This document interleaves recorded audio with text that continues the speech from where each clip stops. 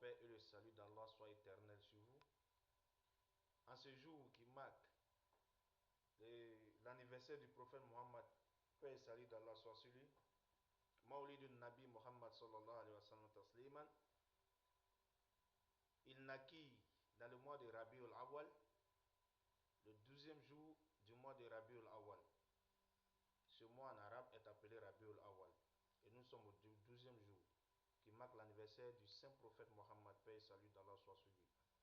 C'est l'occasion pour tous les musulmans d'exalter le prophète comme il peut. Ce n'est pas une obligation. Ce n'est nullement une obligation. Mais en le faisant, c'est une manière de prouver son amour pour le prophète Mohammed, paix et salut d'Allah soit éternel sur lui. Il y a certains de nos co-religionnaires qui disent que cette pratique est illicite, cette pratique est interdite en l'islam. Mais retenez quelque chose. Durant le Maulid, les actes que nous posons, Dieu nous jugera en fonction de ces actes. Durant le Maulid, les musulmans, qu'est-ce qu'ils font? C'est les prêches, les invocations, l'aumône, oui, la lecture coranique, ainsi de suite.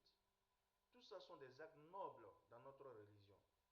Au lieu de chercher à faire l'apologie de l'islam, à promouvoir et exalter notre prophète, nous nous donnons à des divisions, à des divergences, ou bien à des sujets ou à des actes qui sont sujets de divergence, qui sèment la division au sein de la communauté musulmane.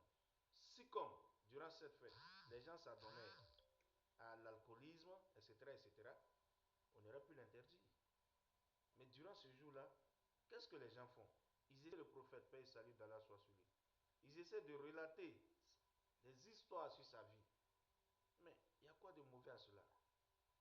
Si tu veux, tu ne le fais pas, mais ne juge pas ceux qui le font. Alors, chers frères et sœurs en islam, nous pouvons faire la salat sur le prophète Mohammed durant ce jour.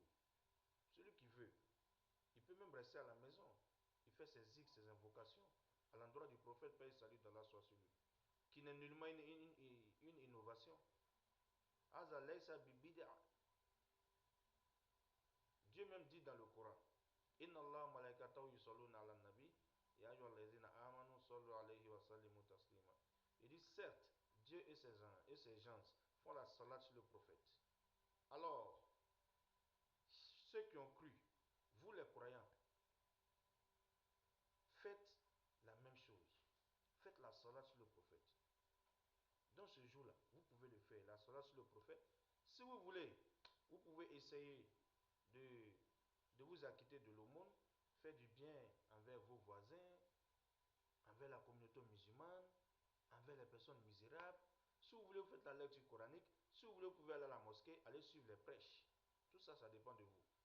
Il y a certains qui, à la maison, regroupent leur famille et puis ils font des invocations sur le prophète, de sorte à initier leurs enfants à cette pratique, ou de sorte à faire en sorte que l'amour du prophète, les enfants puissent grandir avec l'amour du prophète.